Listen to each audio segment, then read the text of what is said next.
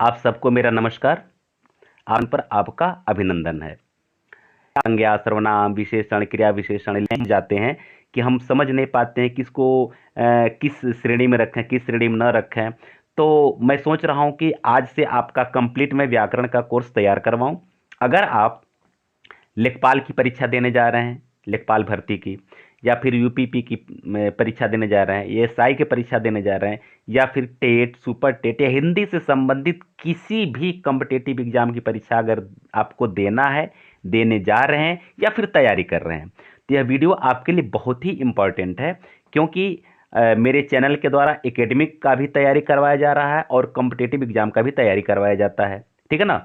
तो साथ साथ मैं दोनों चला रहा हूं। तो अब मैं सीधे आ रहा हूं व्याकरण पर, क्योंकि उधर एकेडमिक में अभी हम काम कर रहे थे। 9th 10th फर्स्ट ईयर और सेकेंड ईयर के बच्चों को पढ़ा रहे थे। अब उनका लगभग लगभग कोर्स कंप्लीट हो चुका है। अब सीधे हमें व्याकरण पर ही पूरा फोकस करना है। तो हम आज पढ़ेंगे संज्ञा। संज्ञा का जो मूलभूत तथ्य है, कैसे व्यक्तिवाचक छांटें, कैसे जातिवाचक छांटें, कैसे हम भाववाचक में और विशेषण में फंस जाते हैं, किस तरह का शब्द भाववाचक होता है, किस तरह का शब्द विशेषण होता है, वो सब बहुत ही सरल तरीके से मैं आपको समझा दूंगा। बस केवल मेरे साथ बने रहिए और वीडियो को लास्ट तक देखिए। उसके बाद फिर आपको समझ में आ जाएगा कि यहाँ से आपको क्या मिलने वाला है। तो संज्ञा की बात जहां तक आती है, अब जानते हैं किसी व्यक्ति का नाम, वस्तु का नाम, स्थान का नाम, जो कुछ भी है, व्यक्ति, वस्तु, स्थान, भाव, इसी को हम संज्ञा बोलते हैं। तो कॉमन चीज है, आप सब इसको जानते भी हैं। अब संज्ञा के जो प्रकार हैं, संज्ञा इसे हिंदी में 3 प्रकार के होते हैं, बाकी अन्य साहित्यों में जिसे विशेष करके इंग्लिश में 5 प्रकार के माने जाते हैं। तो मैं सभी प्रकारों पर पूरा विस्तार से चर्चा करूंगा, ताकि आपको अगर यहां से कोई प्रश्न आएगा तो गलत नहीं होगा। आइए देखिए, व्यक्तिवाचक संज्ञा। जिस संज्ञा जिस शब्द से किसी एक वस्तु या व्यक्ति का बोध होता है, उसे व्यक्तिवाचक संज्ञा कहते हैं। व्यक्तिवाचक संज्ञा किसे कहते हैं? जिसे किसी एक ही वस्तु का बोध हो या किसी एक व्यक्ति विशेष का बोध हो, ऐसे शब्दों को हम व्यक्तिवाचक संज्ञा कहते हैं। जैसे राम, गांधी जी, गंगा, काशी, ये सब ऐसे शब्द। राम अकेला एक व्यक्ति का बोध करा रहा है, गांधी जी अकेले एक व्यक्ति का बोध करा रहा है, गंगा अकेली एक ही नदी है, एक ही व्यक्ति का बोध करा रहे हैं, एक ही नदी का बोध करा रहा है, काशी एक शहर का, एक स्थान का नाम है, एक ही स्थान का नाम है जो एक ही है, इसलिए इसका बोध करा रहा है। तो ऐसे शब्दों को हम क्या कहते हैं? व्यक्तिवाचक संज्ञा कहते हैं। अब मैं आगे जब जातिवाचक पढ़ाऊंगा तो व्यक्तिवाचक और जातिवाचक दोनों को रिलेट करके पढ़ाऊंगा, ताकि आपको किसी प्रकार का कोई दिक्कत नहीं होगा। अब जो व्यक्तिवाचक संज्ञाएं होती हैं, यह कितने प्रकार से होती हैं, किन किन चीजों को हम व्यक्तिवाचक संज्ञा कह सकते हैं, और देखिए यहां लिखा हुआ है। पहला जो है व्यक्तियों के नाम, श्याम, हरि, सुरेश, यानी किसी व्यक्ति का किसी का व्यक्तिवाचक होगा, वाचक संज्ञा ही होगा। अगर किसी नाम अगर आता है, नाम लिख करके आता है, तो सब क्या हो जाएगा? व्यक्तिवाचक संज्ञा होगा। अब देखिए यहां राष्ट्रीय जातियों के नाम। राष्ट्रीय जातियों का मतलब क्या? भारतीय, रूसी, अमेरिकी, चीनी, जापानी, ये सब एक राष्ट्रीय जाति का पहचान है, राष्ट्रीयता की पहचान है। तो ऐसा भी अगर कोई नाम आता है तो सीधे आप उसको व्यक्तिवाचक, अगर वहां विकल्प है तो आप उसको सही करेंगे। समुद्रों के नाम, काला सागर, भूमध्य सागर, हिंद महासागर, प्रशांत महासागर, मतलब सागर या महासागर का नाम अगर दे करके आ रहा है तो अभी सीधे सीधे आपका व्यक्तिवाचक संज्ञा ही होगा। अब आइए देखिए नदियों के नाम। नदियों के नाम भी जो है नाम देकर के अगर आता है तो आपका क्या हो जाएगा? व्यक्तिवाचक संज्ञा हो जाएगा। जैसे गंगा, ब्रह्मपुत्र, बोलगा, कृष्णा, कावेरी, सिंधु, जो कुछ भी नदी का नाम देकर के आ रहा है वो सब आपका क्या हो जाएगा? व्यक्तिवाचक संज्ञा होगा। किसी पर्वत का नाम अगर आ रहा है, पहाड़ों का नाम आ रहा है, हिमालय, विंध्याचल, अलकनंदा, कराकोरम, या किसी भी श्रेणी, पहाड़ की श्रेणी का नाम आ रहा है, पहाड़ों का नाम आ रहा है, वो सब का सब क्या होगा? आपका व्यक्तिवाचक संज्ञा होगा। अगर किसी नगर का नाम हो, किसी चौक का नाम हो, चौराहों का नाम हो, सड़कों का नाम हो, ये सब का सब आपका हो जाएगा व्यक्तिवाचक संज्ञा। जैसे वाराणसी, गया, चांदनी चौक, अशोक मार्ग, हरिशन मार्ग, ये सब का सब क्या हो जाएगा? आपका व्यक्तिवाचक संज्ञा ही होगा। अगला टॉपिक देखिए 9वां, पुस्तकों तथा समाचार पत्रों का नाम भी क्या होगा? आपका व्यक्तिवाचक संज्ञा ही होगा। जैसे पुस्तक का नाम देकर अगर आ रहा है रामचरितमानस, ऋग्वेद, धर्मयुग, इंडियन, नेशन, आर्यावर्त, ये जो पुस्तक का नाम, समाचार पत्रों के नाम अगर आ रहा है, ये भी सब का सब क्या हो जाएगा? व्यक्तिवाचक संज्ञा होगा। ऐतिहासिक युद्धों और घटनाओं के नाम, देखिए यहां इस तरह का जब शब्द आता है ना तो हम लोग फंसते हैं परीक्षाओं में। तो देखिए अगर ये आ जाए कि पानीपत की पहली लड़ाई, सिपाही विद्रोह, अक्टूबर क्रांति, अगर ऐसा शब्द आएगा तो हम कहेंगे यार ये कौन सी संज्ञा है? तो देखिए यह भी जो है कि व्यक्तिवाचक संज्ञा होगा। यानी ऐतिहासिक युद्धों और घटनाओं का कोई नाम है, अक्टूबर क्रांति है, सिपाही विद्रोह है, एक घटना है, और पानीपत का युद्ध ऐतिहासिक युद्ध है, तो ये सब का सब आपका क्या हो जाएगा? व्यक्तिवाचक संज्ञा के अंतर्गत ही आएगा। दिनों महीनों के नाम अगर आ रहा है, दिन का नाम, महीनों का नाम, मई, अक्टूबर, जुलाई, सोमवार, मंगलवार, दिन का नाम या महीना का नाम अगर लिख करके आ रहा है, ये सब का सब आपका क्या हो जाएगा? व्यक्तिवाचक संज्ञा ही होगा। त्योहार या उत्सव का नाम अगर आ रहा है, होली, दीपावली, रक्षाबंधन, विजयादशमी, अगर ऐसा कुछ आता है तो हम थोड़ा सा भटकने लगते हैं कि यार ये किस संज्ञा में हम रखेंगे, जातिवाचक में रखेंगे, व्यक्तिवाचक रखेंगे, जातिवाचक, व्यक्तिवाचक, उलझे रहते हैं। नहीं, अगर नाम देकर का रहा त्योहारों का नाम तो सीधे सीधे आपका हो जाएगा व्यक्तिवाचक। शायद आपको बहुत अच्छे ढंग से समझ में आ रहा होगा और बिल्कुल नई चीज शायद आपको मिल रही होगी, ठीक है ना? अगर नई चीज मिल रही हो तो हमारा उत्साहवर्धन करने के लिए आप हमें कमेंट करके अवश्य बताएंगे, ताकि मैं और भी बेहतर बेहतर संग्रह आपके सामने लेकर के प्रस्तुत हो पाऊं। आगे देखिए, जातिवाचक संज्ञा किसे कहते हैं? अब देखिए, जिन संज्ञाओं से एक ही प्रकार की वस्तुओं या एक अथवा व्यक्तियों, माने एक विशेष प्रकार के जाति का, एक विशेष प्रकार के वस्तु का, एक विशेष प्रकार के व्यक्ति का बोध होता है, उसको जातिवाचक संज्ञा का, जाति का मतलब समूह समझ लीजिए, व्यक्तियों का समूह, वस्तुओं का समूह, पशु पक्षियों का समूह, माने जहां समूह की बात आती है वहां जातिवाचक संज्ञा हो जाता है। जैसे उदाहरण के तौर पर मनुष्य, घर, पहाड़, नदी इत्यादि। अब देखिए मनुष्य की एक जाति है, एक ग्रुप है, एक समुदाय है, ठीक है ना? तो जहां ग्रुप है, जहां समुदाय है, जहां समूह है, वहां जातिवाचक। घर, घरों का एक समूह होता है, पहाड़ों का एक समूह होता है, नदियों का एक समूह होता है। अब यही देखिए, अगर मनुष्य का नाम अगर लिख करके आ गया तो आपका सीधे हो जाएगा व्यक्तिवाचक, लेकिन मनुष्य आ गया तो जातिवाचक। घर का नाम अगर लिख करके आ गया, घर का नाम, ठीक है ना, तो आपका जैसे मान लिया आनंद भवन, कुतुब मीनार, जो भी है, तो यह है तो मकान, मकान है ना, आनंद भवन जैसे कि मकान है, घर है, संसद भवन, विधानसभा, ये सब घर है, तो यानी कि मतलब भवन है। तो इस तरह का अगर नाम लिख करके आ रहा है तो आपका हो जाएगा व्यक्तिवाचक, लेकिन घर केवल दे रहा है तो हो जाएगा जातिवाचक। पहाड़ केवल दे रहा है तो आपका होगा जातिवाचक, लेकिन पहाड़ों का नाम देकर आ गया, हिमालय, कंचनजंगा, ब्रह्मपुत्र, अरावली, पहाड़ों का नाम अगर आ रहा है तो आपका हो जाएगा व्यक्तिवाचक, और केवल पहाड़ आ रहा तो होगा जातिवाचक। अब देखिए नदी का नाम, नदियों का नाम आ गया तो व्यक्तिवाचक, गंगा, जमुना, ब्रह्मपुत्र, ये व्यक्तिवाचक, लेकिन सिर्फ नदी अगर पूछ रहा है तो आपका हो जाएगा जातिवाचक। यही मैं आपको रिलेट करके मैं बताना चाह रहा हूं। जैसे देखिए, अगर केवल पूछ दे कि पुस्तक कौन सा संज्ञा है, पुस्तक पूछता है तो होगा जातिवाचक, लेकिन पुस्तकों का नाम पूछ देता है तो हो गया व्यक्तिवाचक। नगर कौन सा संज्ञा होगा तो जातिवाचक, नगरों का नाम आ गया तो व्यक्तिवाचक।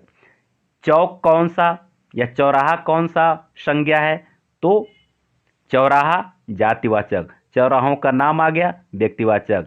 सड़क पूछ रहा है जातिवाचक, सड़कों का नाम आ गया व्यक्तिवाचक। आ रहा है समझ में ना? बहुत अच्छे समझ में आ रहा होगा।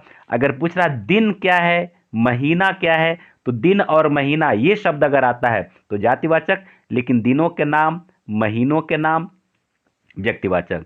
पूछता है त्योहार कौन सा शब्द है, त्योहार और उत्सव शब्द का मतलब कौन सी संज्ञा है, जातिवाचक या व्यक्तिवाचक। तो त्योहार और उत्सव अगर ये शब्द आता है तो होगा जातिवाचक, लेकिन अगर इसका नाम दे करके आ रहा है तो आपका हो जाएगा व्यक्तिवाचक। अब मुझे लग रहा है कि आपका गलत नहीं होगा। अगर शब्द आ जाता है समुद्र क्या है तो व्यक्तिवाचक, सॉरी जातिवाचक, समुद्रों का नाम व्यक्तिवाचक। देश आ गया तो जातिवाचक, देशों का नाम व्यक्तिवाचक। क्लियर हो गया ना। दिशा आ गया, सिर्फ दिशा शब्द दिया हुआ है तो जातिवाचक, दिशाओं का नाम हो गया तो व्यक्तिवाचक। ठीक, आशा है कि आपको समझ में आ रहा होगा। अब देखिए जातिवाचक संज्ञाएं किस तरह से हम पता करते हैं। संबंधियों का, व्यवसायों का, पदों और कार्यों का नाम जो है यह जातिवाचक के अंतर्गत आता है। जिसे बहन जातिवाचक है, मंत्री जातिवाचक है, जुलाहा जातिवाचक है, प्रोफेसर जातिवाचक है, ठग जातिवाचक है। अब देखिए पशुओं के नाम, पशुओं के नाम, पक्षियों के नाम। घोड़ा जातिवाचक, गाय जातिवाचक, कौवा जातिवाचक, तोता जातिवाचक, मैना जातिवाचक। ठीक है ना। ये सब अगर ऐसे हो रहा है तो ये सब के सब, एक पक्षियों की एक जाति है, तोता की एक जाति है, मैना की एक जाति है, कौवा की एक जाति है, इसलिए जातिवाचक होगा। वस्तुओं के नाम अगर आता है, मकान, कुर्सी, घड़ी, पुस्तक, कलम, टेबुल, ये सब एक जाति का नाम है, एक समूह बता रहा है। मकान, मकान बहुत तरह के होते हैं, तिकोना मकान, चौकोर मकान, ठीक है ना, लाल मकान, पीला मकान, संसद भवन, विधान भवन, फिर फला सदन, फला भवन, नाम देकर नहीं आता है, फला सदन, फला भवन। तो जब नाम दे करके आएगा तब तो व्यक्तिवाचक हुआ, लेकिन सीधे मकान आ रहा है तो आपका जातिवाचक हो जाएगा। उसी प्रकार कुर्सी का, घड़ी का, ये जो अगर नाम दे करके आ रहा है तो वहां आपका व्यक्तिवाचक होगा। नाम नहीं है, एक समूह की बात। बस एक चीज जानिए, जहां शब्द देखिए कि शब्द क्या एक समूह का बोध तो नहीं न करा रहा है। कलम की कई वैरायटियां होती हैं, ठीक है ना, एक ग्रुप बता रहा है, समूह बता रहा है। पुस्तक की कई वैरायटियां होती हैं, कई तरह की पुस्तकें होती हैं, एक समूह बता रहा है। घड़ियों की कई वैरायटियां होती हैं, कई समूह होता है। ये सब चीजें हैं। क्लियर हो रहा है ना। अच्छा, अब देखिए प्राकृतिक तत्वों के नाम भी जो है यह जातिवाचक अंतर्गत ही आते हैं। जैसे तूफान जातिवाचक, तूफान कई तरह के होते हैं। बिजली, वर्षा, भूकंप, ज्वालामुखी, ये सब एक ग्रुप बता रहे हैं, एक समूह बता रहे हैं। तो यह अनेक प्रकार के भूकंप होते हैं, छोटे बड़े, रिक्टर पैमाने पर, छोटा बड़ा बहुत सारा ऐसा कुछ होता है। वर्षा भी कई तरह की होती है, बौछार, फुहार, भारी वर्षा, तेज वर्षा, हल्की वर्षा, ये ऐसा कुछ तो कई तरह के होते हैं। यानी ग्रुप बता रहा है, समूह बता रहा है। ये सब चीजें जहां आती हैं वहां सीधे आप जो है जातिवाचक संज्ञा के अंतर्गत रखेंगे। मेरे प्रिय दोस्तों, वीडियो कैसा लग रहा है आप हमें कमेंट करके अवश्य बताएं। अगर वीडियो अच्छा लग रहा है तो ज़रूर हमें बताएं। अगर अच्छा नहीं लग रहा है तो भी बताएं कि मुझे इसमें क्या सुधार करना चाहिए। मेरे चैनल पर नए हैं तो सब्सक्राइब कर लीजिए, क्योंकि आज से व्याकरण का पूरा कोर्स तैयार कराने हम चल रहे हैं। हर एक परीक्षा के दृष्टिकोण से आप यहाँ से अच्छा कुछ प्राप्त करेंगे, जो कि आपके परीक्षा के लिए बहुपयोगी होगा। ठीक है ना। आगे देखिए, भाववाचक संज्ञा। भाव का मतलब समझते हैं कि जिसको हम छू न सकें, स्पर्श न कर सकें, उसी को हम भाव बोलते हैं। जिस संज्ञा शब्दों से व्यक्ति या वस्तु के गुण, धर्म या दशा या व्यापार का बोध होता है। एक लाइन में समझिएगा, भाववाचक संज्ञा किसे कहते हैं? जिसको हम केवल महसूस कर सकते हैं, बस वही क्या होगा? भाववाचक संज्ञा होगा। जिसको छुआ नहीं जा सकता है, वह किसी व्यक्ति या वस्तु का गुण हो सकता है, गुण को नहीं छुआ जा सकता है। कोई धर्म हो सकता है, उसकी दशा हो सकती है, उसके व्यापार का बोध हो सकता है। तो ऐसे चीजों को हम भाववाचक संज्ञा कहते हैं। अब जैसे देखिए, लंबाई, बुढ़ापा, नम्रता, मिठास, समझ, चाल, ये ऐसे शब्द हैं जिसको हम केवल महसूस कर सकते हैं, इसको हम छू नहीं सकते हैं। लंबाई छुआ नहीं जा सकता है। लंबाई का मतलब एक लंबा बढ़ने का भाव है। ये छोटा बड़ा ये भाव है ना, धीरे धीरे भाव हो रहा है कि धीरे धीरे बढ़ रहा है। बुढ़ापा, बुढ़ापा की तरफ बढ़ रहा है। बुढ़ापा को देखा नहीं जा सकता, बूढ़े व्यक्ति को देखा जा सकता है, लेकिन बुढ़ापा जो शब्द है उसको नहीं देखा जा सकता है। ठीक है ना। नम्रता नहीं देखा जा सकता है, मिठास नहीं देख केवल महसूस किया जा सकता है, समझ नहीं देखा जा सकता है। इस तरह के शब्दों को हम क्या कहते हैं? भाववाचक संज्ञा कहते हैं। और आगे कहते हैं, हर पदार्थ में धर्म होता है पानी में शीतलता है, आग में गर्मी है, मनुष्य में देवत्व है, पशुत्व है, ये सब इत्यादि का होना आवश्यक है। पदार्थ का गुण धर्म या पदार्थ से अलग नहीं रह सकता, पदार्थों का गुण या धर्म पदार्थ से अलग नहीं हो सकता। मान लीजिए कि अगर लोहा है तो कठोर ही होगा, मुलायम तो होगा नहीं। दूध है तो तरल होगा, कठोर तो होगा नहीं। उसको बनाया जा सकता है तरल या कठोर, लेकिन प्राकृतिक रूप से वो उसका धर्म है, उसका गुण है, वह कठोर नहीं हो सकता है तो नहीं हो सकता है। बस समझ में आ रहा है ना। इसी तरह की चीजों को हम क्या कहते हैं, भाव कहते हैं। आशा है कि इतनी बात समझ में आ गई होगी। अब भाववाचक संज्ञा का निर्माण होता कैसे है, अब आइए इसको हम लोग देख लेते हैं। देखिए, जातिवाचक संज्ञा से भी भाववाचक संज्ञा बनते हैं। जैसे देखिए, बूढ़ा जातिवाचक है लेकिन बुढ़ापा भाववाचक हो गया। लड़का जातिवाचक है, लड़कपन ये क्या हो गया, भाववाचक हो गया। मित्र जातिवाचक है, मित्रता आपका हो गया भाववाचक। दास जातिवाचक है, दासत्व भाववाचक हो गया। पंडित जातिवाचक है, पंडिताई जो है आपका भाववाचक हो गया। अब देखिए इसमें कुछ प्रत्यय जुड़ रहे हैं, देख रहे हैं ना, ध्यान दीजिए। यहां पा प्रत्यय है। क्या प्रत्यय है, पा। इसमें लड़कपन में पन प्रत्यय है, मित्रता में ता प्रत्यय है, दासत्व में त्व प्रत्यय है और पंडिताई में आई प्रत्यय है। माने जहां इस तरह के प्रत्यय अगर हों, कौन कौन से प्रत्यय, पा प्रत्यय, पन प्रत्यय, ता प्रत्यय, त्व प्रत्यय और आई प्रत्यय, ऐसे प्रत्यय जहां दिख रहे हों वो सीधे आप भाववाचक संज्ञा में डाल दीजिएगा। क्लियर हो गया ना, आपका उत्तर सही हो जाएगा। अगला देखिए, विशेषण से हम भाववाचक संज्ञा कैसे बनाते हैं। गर्म से गर्मी, गर्म विशेषण है गर्मी। सर्द से सर्दी, कठोर से कठोरता, मीठा से मिठास, चतुर से चतुराई। अब देखिए यहां गर्मी में क्या है, ई। अगर ई प्रत्यय कहीं जुड़ा हुआ हो तो भी आप भाववाचक संज्ञा में ही लाएंगे। गर्मी में और सर्दी में ई है। कठोरता में ता, जैसे मित्रता में ता है, कठोरता में भी ता है, आप सीधे लग। मिठास में भी आस, आस प्रत्यय जहां आपको दिखे यहां आप ला देंगे, भाववाचक संज्ञा के अंतर्गत ही इसको रखेंगे। क्लियर है ना।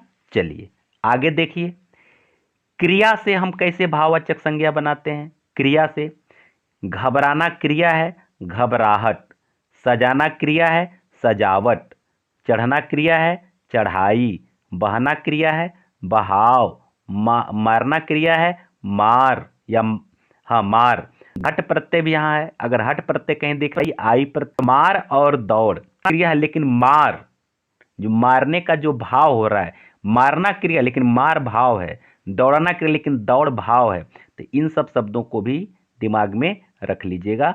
ऐसा शब्द अगर कहीं आता है जिसे भाव का बोध होता है वह सीधे भाववाचक संज्ञा होगा। ठीक है ना। आगे देखिए, सर्वनाम से हम कैसे बनाते हैं भाववाचक। अपना से अपनापन, अपनाओ से या अपनापन या अपनाओ, अपनाओ, अपना से अपनाओ या अपनाओ, अपनाओ अपनापन, दो शब्द आता है। मम से ममता या ममत्व, निज से निजत्व, ठीक है ना, यानी जिसमें तो प्रत्यय जुड़ा हुआ हो, ता प्रत्यय जुड़ा हुआ हो, आव प्रत्यय जुड़ा हुआ हो, पन प्रत्यय जुड़ा हुआ हो। शब्द कुछ भी हो, संज्ञा हो, सर्वनाम हो, क्रिया हो, वो सब का सब आपका क्या हो जाएगा, भाववाचक संज्ञा हो जाएगा। क्लियर हुआ ना। चलिए अव्यय से देखिए कैसे हम भाववाचक संज्ञा बनाते हैं। अव्यय से दूर से दूरी, परस्पर से पारस्पर्य, समीप से सामीप्य, निकट से नैकट्य, शाबाश से शाबाशी, वाह वाह से वाहवाही। तो इस तरह से भी हम भाववाचक संज्ञा बना सकते। जैसे दूरी ये भाव बता रहा है, पारस्पर्य भाव बता रहा है, सामीप्य भाव बता रहा है, नैकट्य ये भाव बता रहा है, शाबाशी भाव बता रहा है, वाहवाही भाव बता रहा है। क्लियर हो गया ना। तो इस तरह से आप ऐसे शब्द अगर आते हैं तो सीधे आप भाववाचक संज्ञा के अंतर्गत रखेंगे। समूहवाचक संज्ञा किसे कहते हैं, ये तो बहुत आसान है, जिससे किसी वस्तु या व्यक्ति के समूह का बोध होता है, यह समूहवाचक संज्ञा के अंतर्गत आते हैं। सभा, दल, गिरोह, वस्तु, वस्तुओं का समूह, ये जो होता है, जिससे गुच्छा हुआ, कुंज हुआ, मंडल हुआ, गौध हुआ, ये जो है इस तरह के जो शब्द आते हैं यह समूहवाचक के अंतर्गत आते हैं। और आप इसको जान लीजिए, यह जातिवाचक के भेद हैं। समूहवाचक और द्रव्यवाचक जो है ये जातिवाचक संज्ञा के दो भेद हैं, लेकिन अन्य साहित्य में इसको अलग करके पढ़ा जाता है।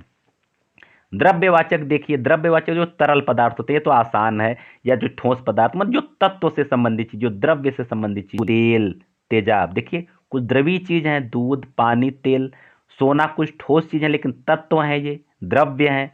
तो इस तरह से जो इस तरह का बोध जो कराता है, जो किसी तत्व का बोध कराता है या किसी तरल पदार्थ का बोध कराता है, वो सीधे आप द्रव्यवाचक संज्ञा के अंतर्गत इसको रख सकते हैं। ठीक है ना। तो चलिए आज इतना ही। इसके बाद फिर हम लोग अगले वीडियो में सर्वनाम के साथ मिलते हैं। आप लोग अब तक हमारे साथ बने रहे, ये हमारे लिए सौभाग्य की बात है और आपके लाभ की बात है। वीडियो कैसा लगा अवश्य बताएंगे, और लास्ट में लाइक, शेयर और सब्सक्राइब अवश्य कर लीजिए। बहुत बहुत धन्यवाद।